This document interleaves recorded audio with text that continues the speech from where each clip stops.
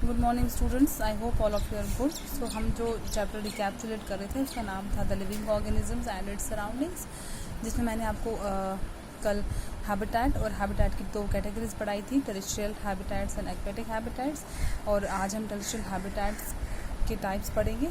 सबसे पहले हम बात करेंगे डेजर्ट्स की, ठीक है।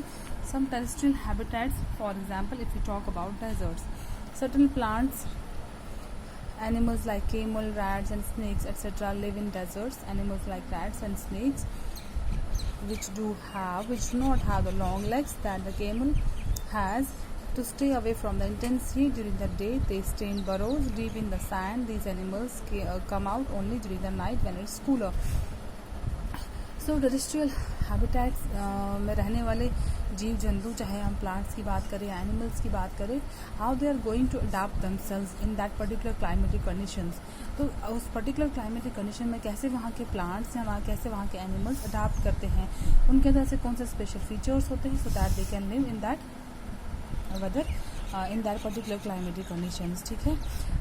अगर हम कुछ एनिमल्स की बात करें, जैसे कि केमल है, रैट्स है या स्नेक्स जो है डेजर्ट्स में रहते हैं, तो ये तो हम सब जानते हैं, केमल्स जो है the ship of the desert भी कहा जाता है और बड़ी आराम से वहाँ पे रह लेता है, क्योंकि केमल के अंदर जो है ऐसी अडाप्टेशन है, वो पानी या फूड जो है काफ़ी देर तक स्टोर कर सकता है और आराम से मूवमेंट अपनी रख सकता है डेजर्ट इलाकों में।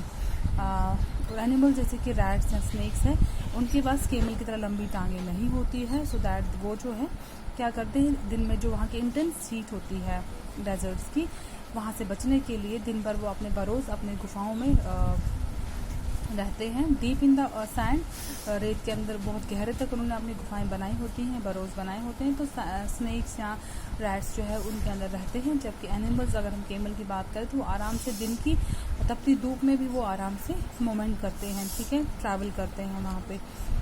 और ऐसे एनिमल्स जो दिन में नहीं भी चल पाते हैं, जिनके अंदर ऐसी अडाप्टेशन नहीं होती है, so that they can face the intense heat of the deserts, वो पूरे दिन अपने बरोज में रह के छुप जाते हैं। और शाम के टाइम पे ही, व्हेन इट गेट्स कूलर, शाम को जब रेत ठंडी हो जाती है, तो वो शाम के टाइम ही अपनी गुफाओं से बाहर आके डेजर्ट्स में घूमते हैं, ठीक है। दूसरा हम बात करेंगे माउंटेन रीजन्स की, पहाड़ी इलाकों की। These habitats are normally very cold and windy. In some areas, snowfall may take place in winters. There is large variety of plants and animals living in the mountain regions. Both plants and animals have adapted to this region. For example, yaks have long hair to keep them warm. Snow leopard has thick fur on its body, including feet and toes. तो अगर हम पहाड़ी इलाकों की बात करें, यहाँ पर जो यहाँ पे जो नॉर्मली ज़्यादातर ठंडी रहती है और विंडी होता रहता है, विंडी यानी कि हवाएं चलती रहती है। और ऐसे इलाकों में जब ज़्यादा ठंड बढ़ जाए तो बर्फ़बारी के भी चांसेस हो जाते हैं। और कुछ ऐसे वैरायटी ऑफ प्लांट्स और एनिमल्स वहाँ रहते हैं माउंटेन रीजन्स में, और उन दोनों के अंदर, बोथ प्लांट्स एंड एनिमल्स के अंदर ऐसे कुछ स्पेशल फीचर्स होते हैं, so that they can adapt themselves to this region, अपने आप को इस रीजन में अडाप्ट कर पाते हैं, ठीक है।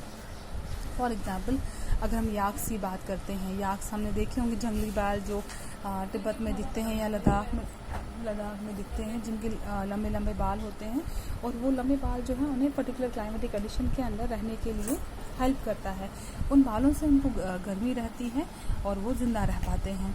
अगर हम स्नो लेपर्ड की भी बात करें, उनकी बॉडी के ऊपर थिक फर होता है, बहुत ज़्यादा हेयर प्रेजेंट होते हैं, साथ ही साथ उनकी फीट्स पे भी, पाँव वगैरह पे भी और टोर पे भी बहुत ज़्यादा बाल होते हैं, जिसके कारण वो ठंड वाले मौसम में, बर्फ़ वाले मौसम में रह पाते हैं और उन्हें वो ठंड से बच जाते हैं।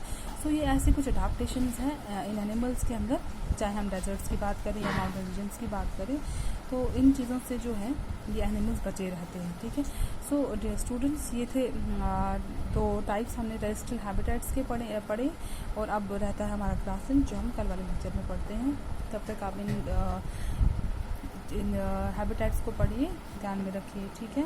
Take care and thank you.